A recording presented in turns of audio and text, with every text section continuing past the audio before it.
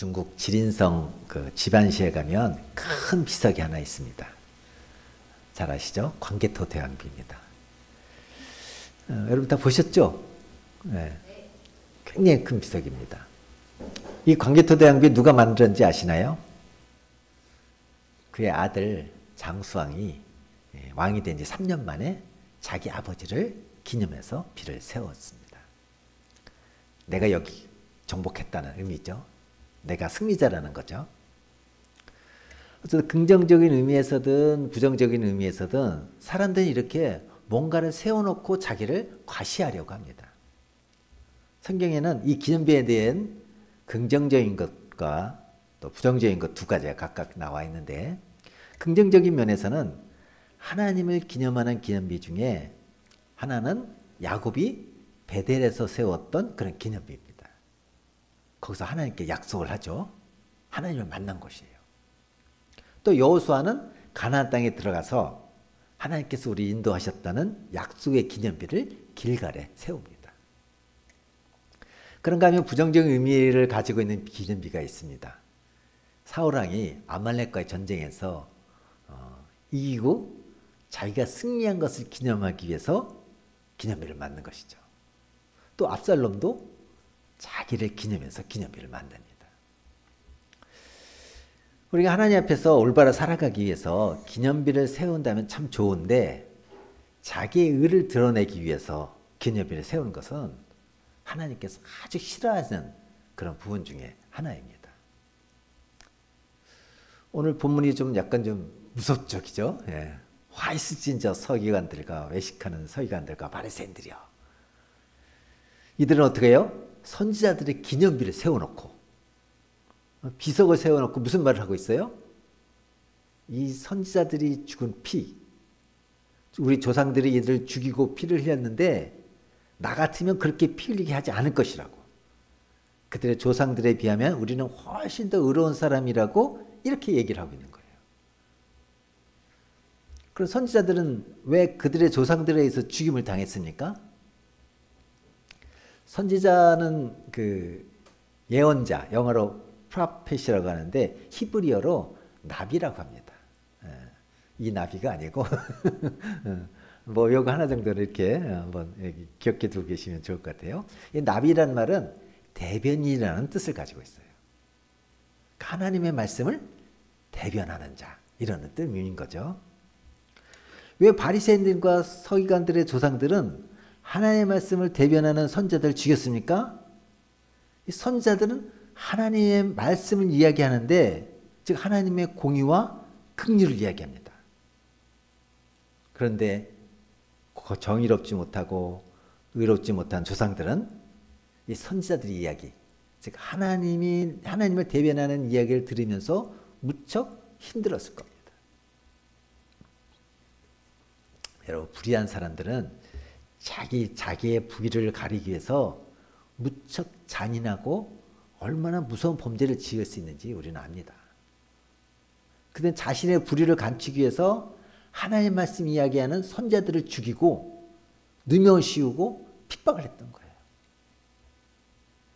그래서 역사를 돌아오면서 외식하는 서기관들과 바리새인들이 하는 말이에요. 30절이죠. 한번 다시 읽어볼까요? 시작. 만일 우리가 조상 때에 있었더라면 우리는 그들이 선지자의 피를 흘리는데 참여하지 아니하였으리라 하니. 여러분, 그 의로움을 드러내는 데서 가장 좋은 방법은 사실 의로운 행동을 해가지고 의로움을 잘 드러나지 않습니다. 근데 의롭지 못한 사람이 자기의 의를 드러내는 제일 좋은 방법은 다른 사람의 불의를 드러내는 거예요. 그래서 다른 사람의 불의를 자꾸 드러내면 내가 의롭다는 것이 자꾸 드러나는 거죠. 그러니까 예수님께서는 그 서기관들과 바리새인들이 그들의 조상들의 불의함을 드러냄으로써 자신의 의로움을 증명하려는 그들을 외식하는 자, 화 있을진 자, 그렇게 말하고 있는 거예요. 여러분, 사람들은 제3자 입장에서 다른 사람에 대해서 얼마든지 지적할 수 있습니다. 저도 지적질 잘하는 걸로 유명한데요. 아내한테 맨날 혼납니다. 우리나라 국가대표 이렇게 월드컵 축구 이런 게 경기를 보면서 똥불을 찾던 쟤 뭐라 그래요? 맨날 밥 먹고 공 차는 사람이 저걸 못하냐고 하면서 비난을 하죠. 그러니까 우리는 삼자 입장에서 누군가에 대해서 얼마든지 비난할 수 있습니다. 그런가 하면 내 이권이 개입되지 않았을 때는 우리는 훨씬 더 정의로울 수가 있어요. 위선자들은 자기와 동떨어진 일에 대해서 얼마든지 호언장담할 수 있습니다. 바리새인과 서기관들이 우리는 우리 조상들과 다르다면서 조상들과 분리하여 자기의 의를 이야기합니다. 조상들을 모욕함으로써 우리는 책임이 없다고 이야기를 하고 있는 거죠. 저는 이 오늘 말씀이 이 시대에 살고 있는 이 대한민국 국민들에게, 우리들, 특히 신앙인들에게 너무나 적절한 말씀이라고 생각이 들어요. 오늘 이 말씀이 우리 민족을 새롭게 할 수 있는 우리 그리스도인들의 책임이 무엇인지 보게 하는 굉장히 중요한 말씀이라고 생각이 듭니다. 우리 지금 사회는 보수, 진보, 양극단의 대결로 이렇게 보이죠. 그 양극단에 있는 사람들의 목소리가 크니까 실제보다 더 그렇게 보이는 것 같아요. 대부분의 사람들이 양극단에 있지 않습니다. 문제는 이 양극단 사람들이 서로 손가락질만 하고 돌멩이만 던진다는 거예요. 정권이 바뀌어서 입장이 바뀌게 되면 상대방이 했던 일을 또 똑같이 합니다. 상호 모순적인 말을 서슴지 않고 하고 있는 거죠. 상대방을 인정하고 존중하지 않기 때문인 거예요. 똑같이 부정과 부패, 뇌물을 받으면서 상대방이 또 욕합니다. 우리가 일제시대 때 일제부역한 사람을 친일파라고 하죠. 특히 신앙인으로서 그 신사참배한 신앙인들에 대해서 우리는 쉽게 손가락질하고 돌멩이를 던집니다. 그럼 어쨌든 우리는 그들의 혜택을 우리가 지금 보고 있는 것도 사실 솔직한 사실 아닙니까? 그죠? 그때 신사참배했던 그 신앙인들이 다 남쪽에 내려서 또 이렇게 큰 교회들을 세우시고 한경림 목사님이 대표적인 분이시죠.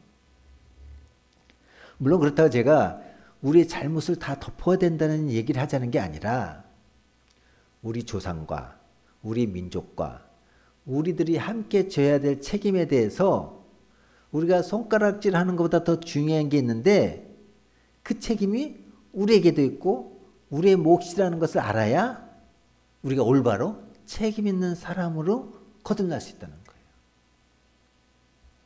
예수님께서 바리새인들과 서기관들에게 하신 말씀이 오늘 이 시대를 살고 있는 우리들에게도 동일하게 우리에게 들려져야 된다는 거예요. 책임의식을 가진 사람과 책임을 지지 않은 사람의 특징이 무엇일까요? 책임의식이 있는 사람은 지금 내가 살아가고 있는 삶을 통해서 나를 어떻게 교정할까? 그걸 생각합니다. 그러나 책임지지 않는 사람은 누가를 향해 손가락질하고 책임을 회피하려고 합니다. 그런데 예수님 그들을 향해서 아주 흥미로운 말씀을 하시죠. 31절입니다. 시작. 그러면 너희가 선지자를 죽인 자의 자손임을 스스로 증명하미로다. 뭐예요? 서기관들이 지금 만약 우리가 조상 뒤에 섰더라면 그 피에 대해서 우리는 그렇게 하지 않을 거라고 얘기하는데 그러니까 네가 그런 말을 하는 거 보니까 네가 그 후손이다. 너희가 하는 그 말이 너희가 누구인지 증명하고 있다. 니들이 바로 그 후손이다. 그렇게 얘기하는 거죠. 한마디로 책임 회피하지 말라는 거예요. 그리고 예수님께서 굉장히 무서운 말씀을 하신데 32절이요. 시작. 너희가 너희 조상의 분량을 채우라. 너희 조상들이 피를 흘린 일에 대해서 너희들의 책임 없는 것이 아니라 그 책임을 너희들이 져야 된다는 거예요. 무서운 말씀이잖아요. 너희 조상들이 한 일에 대해서 너희들도 책임이 있다. 우리 조상들이 신사참배한 것에 대해서 우리도 책임이 있다. 너희들만 의롭다고 해서 해결될 일이 아니다.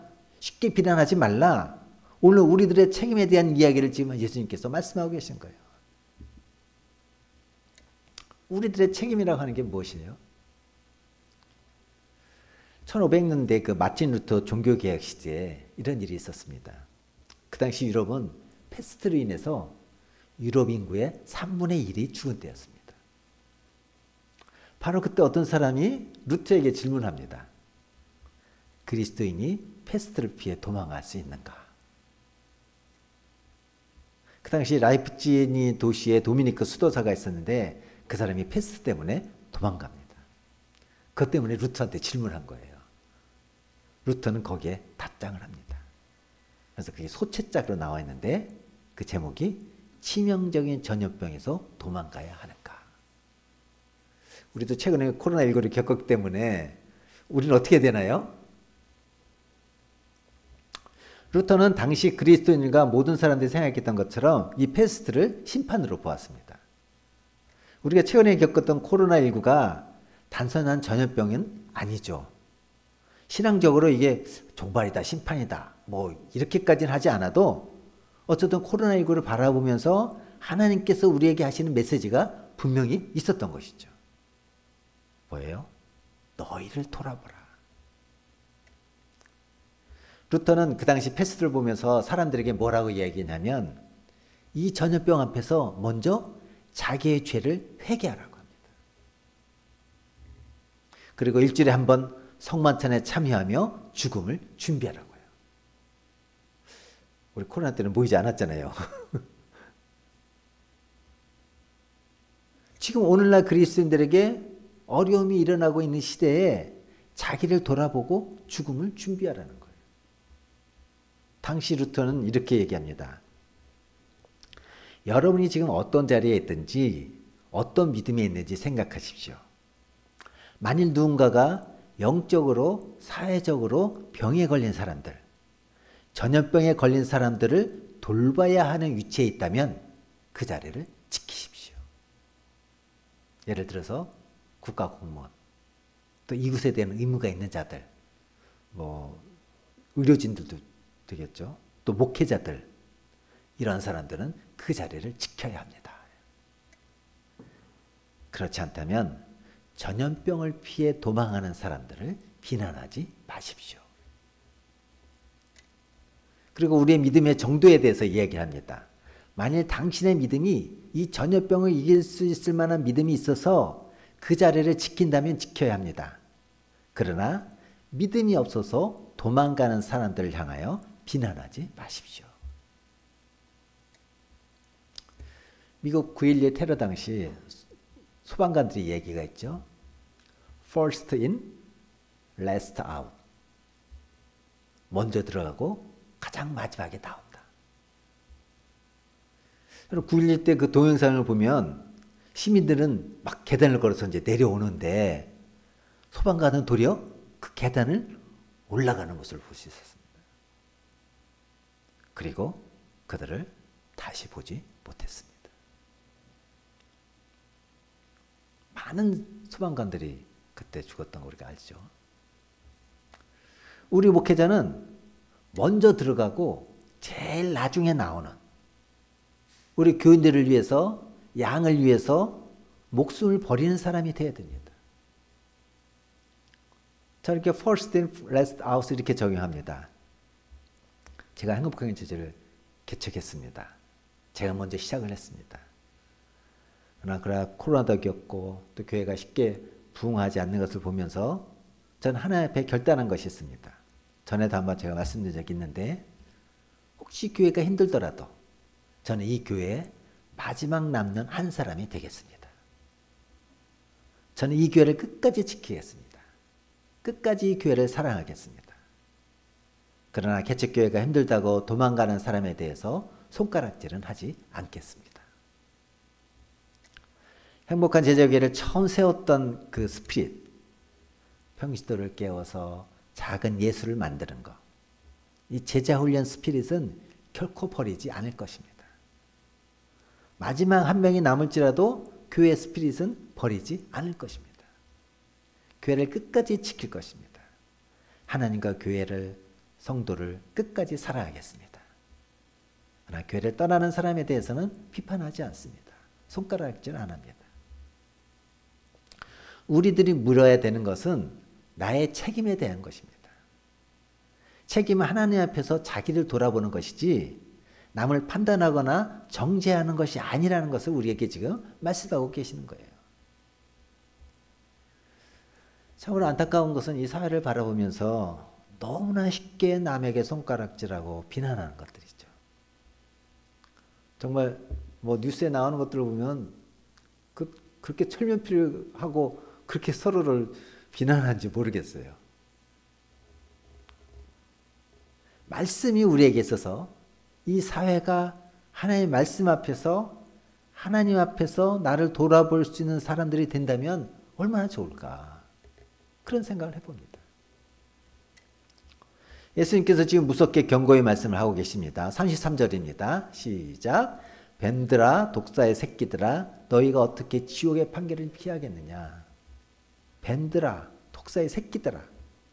독사의 자식들아도 아니고 독사의 새끼들아. 지금 무슨 말씀을 하고 계시죠? 뭐라고 그래요? 너희가 어떻게 지옥의 판결을 피하겠느냐. 그럼 성경에서 뱀 독사는 뭘 의미해요? 사탄을 얘기하는 거죠. 악마의 본성을 가진 거. 너희가 어떻게 이 지옥의 판결을 피하겠느냐. 지금 이 말씀은 서기관들과 바리새인을 향하는 말씀이 아니라 오늘 이 자리에 앉은 너희들 향해요. 나를 향해서 이 말씀이 계속 들려줘야 된다는 것이죠. 35절입니다. 시작. 그러므로 의인 아벨의 피로부터 성전과 제단 사이에서 너희가 죽인 바가랴의 아들 사가랴의 피까지 땅 위에서 흘린 의로운 피가 다 너에게로 돌아가리라. 뭐요? 땅 위에서 흘린 의로운 피가 다 너에게로 돌아가리라. 정말 무서운 말씀 아니세요? 너희 조상들이 흘렸던 그 억울한 피가 다 너에게로 돌아가리라. 오늘 이 말씀을 듣고 있는 우리들에게 이 죄가 우리 조상들의 죄가 상관이 없는 것이 아니라 너희들에게도 책임이 있다는 것이에요.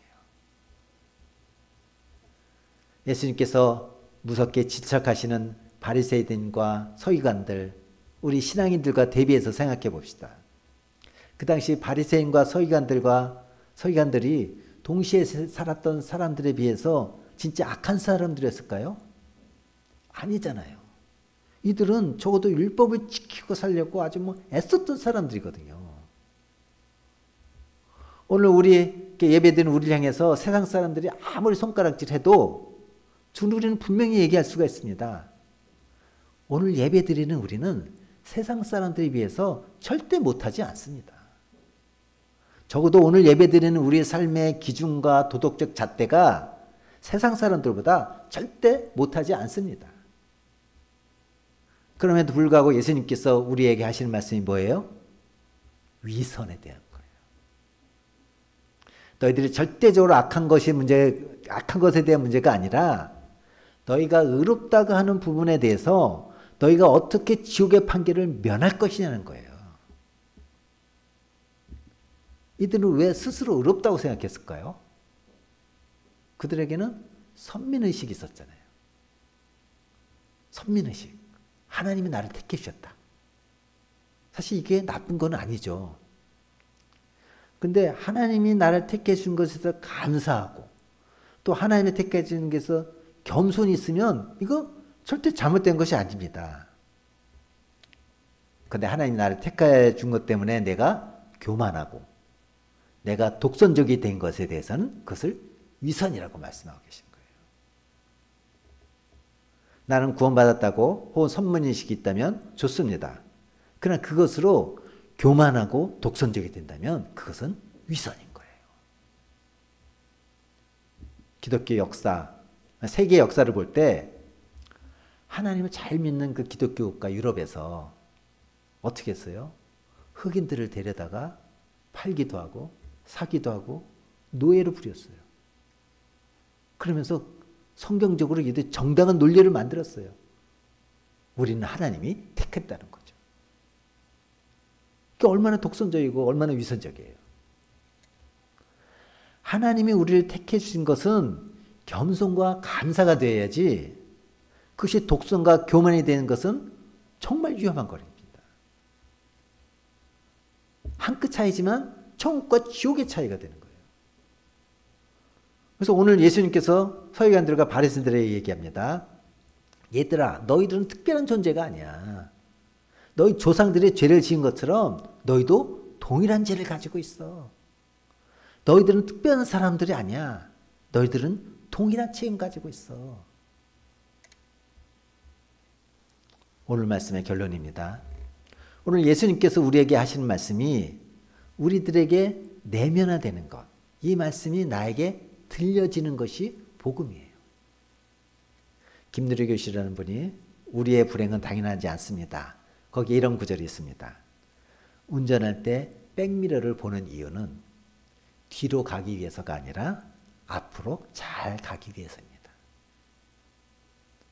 우리가 밖의 세상을 잘 봐야 되는 것은 우리 안을 좀 더 잘 보기 위해서인 거예요. 우리가 이 무서운 말씀을 듣는 이유는 뭐 아프니까 청춘이다 그런 말도 있는데 뭐 그걸 좀 패러디 해가지고 아프니까 복음이다 그렇게 말할 수 있을 것 같아요. 우리를 아프게 하는 말씀을 우리가 듣고 이 말씀이 나에게 주신 말씀입니다. 이렇게 느껴야 되는 것은 이 말씀을 통해서 우리가 올바른 신앙 위에 서기 위함인 거예요. 참 놀라운 통찰이라고 생각합니다. 1500년대 루터에게 주었던 질문, 또 예수님께서 지금 하시는 말씀, 오늘 우리들이 이 시대를 바라보며 가져야 되는 그런 마음들. 존 비벼의 그 광야에 보면 우리 인생에 광야가 필요한 이유가 있습니다. 우리의 신앙의 광야는 언제냐면 하나님의 음성이 잘 들리지 않고 하나님과의 관계도 다 깨어진 것 같아서 너무너무 답답한 그 순간은 우리 인생의 광야의 순간입니다. 우리 인생에 이런 아픈 광야의 시간들이 필요합니다. 왜냐하면 그 광야의 시간 가운데 우리가 다시 하나님을 찾게 되고 그 광야의 시간 가운데 우리는 새로운 관계가 시작되기 때문이에요. 하나님께서 아프니까 복음이다. 그런 말씀을 통해서 우리들의 마음을 아프게 하신 건 하나님께서 우리를 신앙의 광야로 몰아가신 거예요. 34절, 35절, 36절 우리 또 다시 한번 읽어볼까요? 시작. 그러므로 내가 너희에게 선지자들과 지혜 있는 자들과 서기관들을 보내매 너희가 그 중에서 더러는 죽이거나 십자가에 못 박고 그 중에 더러는 너희 회당에서 채찍질하고 이 동네에서 저 동네로 따라다니며 박해하리라. 그러므로 의인 아벨의 피로부터 성전과 제단 사이에서 너희가 죽인 바가랴의 아들 사가랴의 피까지 땅 위에서 흘린 의로운 피가 다 너에게로 돌아가리라. 내가 진실로 너에게 이르노니 이것이 다 이 시대에 돌아가리라. 오늘 이 말씀은 저주가 아닙니다. 아프게 우리를 돌아보라는 거예요. 이 꾸짖음 가운데 하나님께서 우리를 쓰시기 위해서 우리를 다시 부르시는 하나님의 말씀입니다. 아프니까 복음입니다. 새롭게 이 아픔 가운데 하나님의 관계가 새로워지고 회복될 수 있기를 주님의 이름으로 간절히 축복합니다. 기도하겠습니다.